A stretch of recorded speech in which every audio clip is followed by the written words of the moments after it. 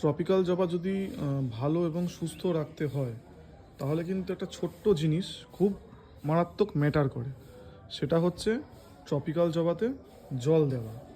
Tropical জবায় যদি জল বেশি হয়ে যায় তাহলে কিন্তু জবায় প্রচুর ফাঙ্গাল ইনফেকশান শুরু হয়ে যায়।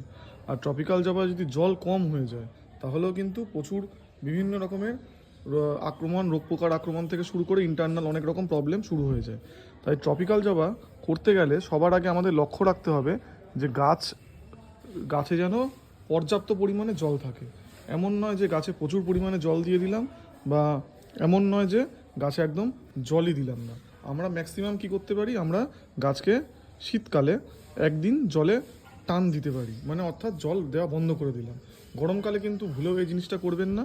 আমরা ধরুন শীতকাল ডিসেম্বর, জানুয়ারি, ফেব্রুয়ারি এই 3টে মাসে আমরা একটা দিন করে গাছে জলে টান দিতে পারি। তবে কিন্তু গাছের শিকড়ের যে জলের যে চাহিদা তখন কিন্তু ভালো রুট বাউন্ড হবে এবং গাছ কিন্তু দুর্দান্ত ঝোপালো হবে এবং ভালো সুন্দর ফুল আসবে।